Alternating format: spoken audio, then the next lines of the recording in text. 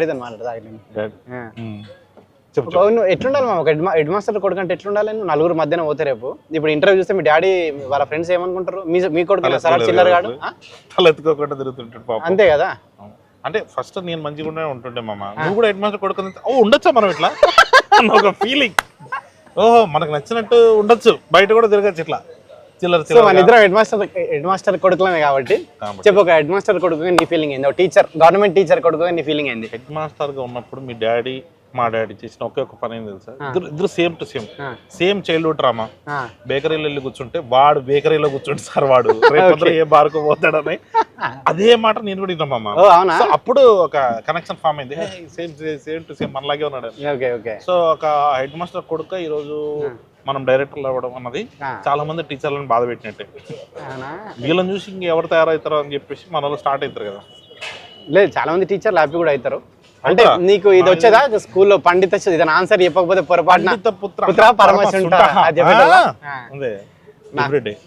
నాకు కూడా అది వచ్చేది. ఏదన్నా పొరపాటున ఆన్సర్ చెప్పకపోతే పండిత పుత్ర పరమశుంఠ.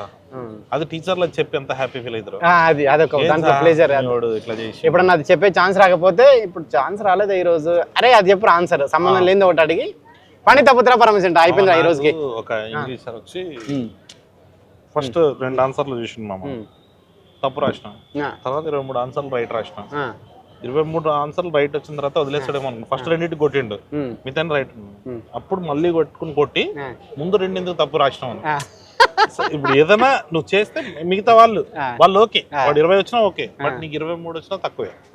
సో అట్లా ఒక మా సార్కి చాలా ఇది ఉంటుండే, ఆ పండిత పుత్ర పరమశుంఠ అనేది యూజ్ చేయాలని చాలా ఫ్యాషన్ అనమాట. అవును.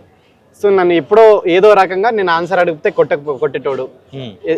ఎన్ని ఆన్సర్లు చెప్పినా తెలియని ఒక క్వశ్చన్ అడిగి కొట్టేటోడు. ఒకరోజు అన్ని చెప్పినా కానీ అరే పండిత పుత్ర పరమేశ్వర సార్ అంటే అప్పుడు కొట్టిండు అట్లా. సో ఏదో రకంగా ఆ పదం యూజ్ చేయాలి, హ్యాపీ ఫీల్ కావాలి అట్లా.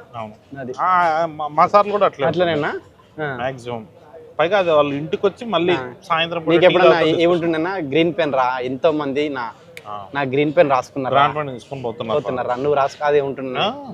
అది ఆబ్వియస్లీ కదా మామ, హెడ్ మాస్టర్ ఇవ్వడమే అది అది అది మనకు శాపం.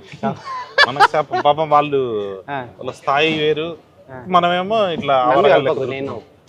నువ్వు కరెక్టే మామ, నువ్వు ఇంకా బ్యాడ్.